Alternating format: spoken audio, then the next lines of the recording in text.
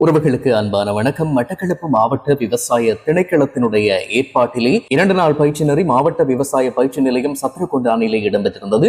மட்டக்களப்பு மாவட்ட பிரதி விவசாய பணிப்பாளர் திரு எம் பரமேஸ்வரன் அவர்களுடைய வழிகாட்டுதலோடு அவருடைய தலைமையின் கீழ் ஆரம்பிக்கப்பட்ட இந்த நிகழ்வில் பாடவிதான உத்தியோகத்தர்கள், பண்ணை முகாமையாளர், உதவி பண்ணை முகாமையாளர், விவசாய போதனாசிரியர்கள், விவசாய தொழில்நுட்ப உத்தியோகத்தர்கள், அதே போல மிக முக்கியமாக காளான் உற்பத்தியில் ஈடுபடக்கூடிய பயனாளிகள், ஆர்வம் உள்ளவர்கள், மட்டக்களப்பு மாவட்டத்தினுடைய முயற்சியாண்மையாளர்கள் இணைத்துக் கொள்ளப்பட்டு இந்த பயிற்சி வகுப்பு நடைபெற்றிருந்தது.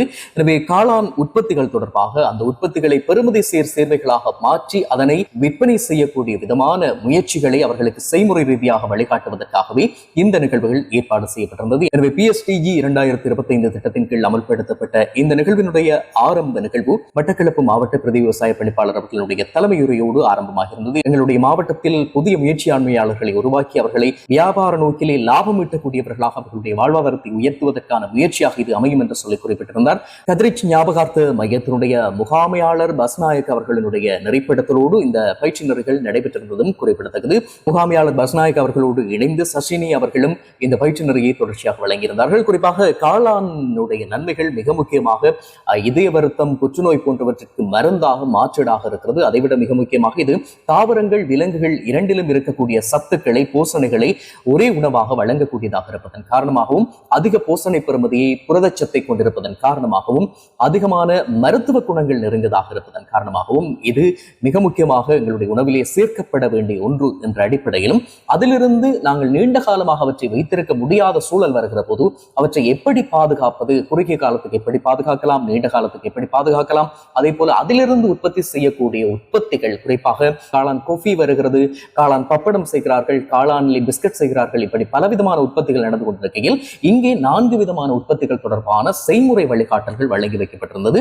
குறிப்பாக காளான் சட்னி செய்வது எப்படி என்கின்ற விஷயங்கள் தெளிவாக விளங்கப்படுத்தப்பட்டிருந்தது. என்னென்ன தேவையான பொருட்கள் இருக்கிறது, அந்த தேவையான பொருட்களை கொண்டு எவ்வாறு அந்த சட்னியை செய்யக்கூடியதாக இருக்கும், அதனை எவ்வளவு காலத்துக்கு வைத்திருக்கக்கூடியதாக இருக்கும், அதனை மேலும் பாதுகாப்பதற்கு நாங்கள் என்ன விஷயங்களை அதிலே சேர்க்க வேண்டும், அதன் தீர்மானங்கள் என்ன என்று சொல்லி விளங்கப்படுத்தப்பட்டிருந்தது. அதே போல காளானில் இருக்கக்கூடிய காளான் மோஜு செய்வது தொடர்பான செய்முறை ரீதியான விளக்கங்களும் அங்கு தெளிவூட்டப்பட்டிருந்தது. காளான் சோஸ் செய்வது எப்படி, அதே போல காளான் அச்சாறு செய்வது எப்படி, அப்படி என்று சொல்லி 4 வகையான செய்முறைகள் விளங்கப்படுத்தப்பட்டிருந்தது. இதைவிட இன்னும் பல காளான் உற்பத்திகளை செய்வதற்கான வாய்ப்புகள் இருக்கிறது என்பதும் அங்கே தெளிவூட்டப்பட்டிருந்தது. எனவே அதிகமாக இந்த உற்பத்திகளில் ஈடுபடக்கூடியவர்கள், அதே போல புதிதாக காளான் வளர்ப்பில் ஈடுபட ஆர்வமாக உள்ளவர்கள், விவசாய திணைக்களத்தினூடாக PSTG திட்டத்தின் கீழ் பயனாளிகளாக இணைத்துக் கொள்ளப்பட்டிருப்பவர்கள் மற்றும் இணைத்துக் கொள்ளப்பட உள்ளோர்கள் இதிலே கலந்து கொண்டு பயன்பெற்றிருந்தார்கள்.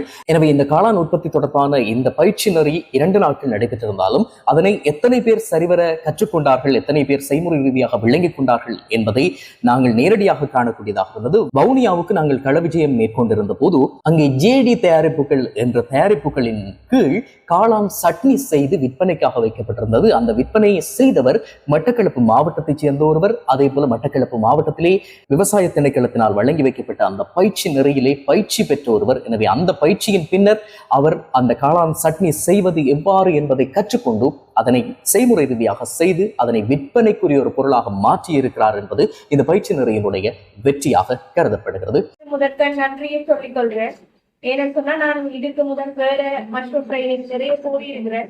பட் இருந்தாலும் இவங்க சொல்லித்த மாதிரி அதுல இருக்கிற நமக்கு சரியான முறையில அக்யூரேட்டா இன்னைக்கு இவங்க சொல்லி தந்தவங்க, ஒன்றொன்று விஷயங்களை நம்மளை கைட் பண்ணவங்க. எங்க நம்ம செய்யறதுல ஒரு சின்ன புள்ள வந்துடும், நாளைக்கு அவங்க சொல்லி தந்ததை நம்ம பிள்ளையாக்கிடுவோம் பார்த்து செஞ்சுவாங்க. இந்த மாதிரி ஒரு ரெஸ்பான்சிபிளா மற்ற இடங்கள்ல பார்க்கல. நான் ஒரு கிட்டத்தட்ட 4 ட்ரைனிங் போயிருக்கேன் மஷ்ரூம் சம்பந்தமா, அப்படி நடக்கல.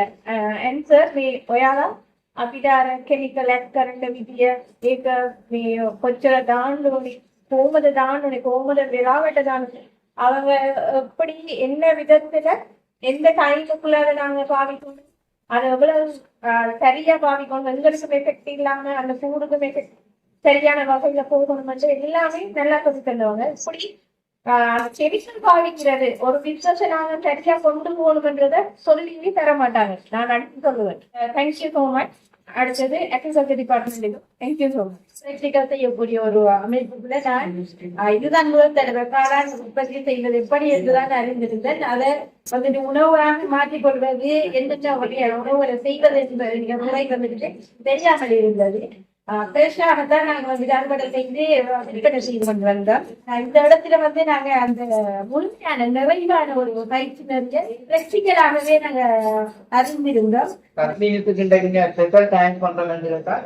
அந்த எங்களை கைட் பண்ணின விதம் நான் செய்யல எங்கட கையில முறைப்பா தந்துருந்தா அளவு திட்டம் அளந்தெடுக்கிறது அதை எப்படி தயாரிக்கிற இந்த விஷயம் முழுமே எங்கட கையில வந்து சரியான முறையில செஞ்சிருந்தாங்க. அதனால எங்களுடைய விவசாய இந்த திணைக்களம் எங்களுடைய அந்த காய்கறி எல்லா கையும் சரியா கொண்டு போய் இந்த பயிற்சியை கொண்டு போய் அதனால சிறந்த நன்றிகளையும் வணக்கம் தெரிவிச்சோம். Thank you so much.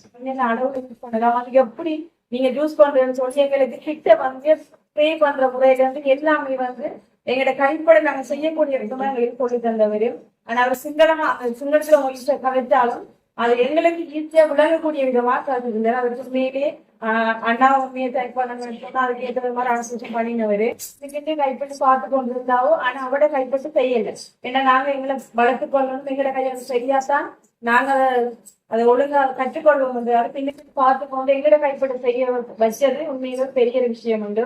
அது உண்மையிலே வந்து எங்களுக்கு சொன்னா நாங்க வீட்டை போய் இன்னொருக்கா செய்யக்கூடிய அளவுக்கு கூட அந்த அளவுக்கு எங்களுக்கு நுழைத்து வளர்த்து கொண்ட விதமா இருந்தது. அதற்காக உண்மையிலே தேங்க் பண்றேன். அது மட்டும் இல்லை செஞ்சு எங்களை எடுத்து கைட் பண்ணி கொண்டு வந்த மிஸ்ஸுக்கு உண்மையிலே தேங்க் பண்றேன். நிறைய நாள இந்த பயிற்சிக்காக எதிர்பார்த்து கொண்டிருந்தார்.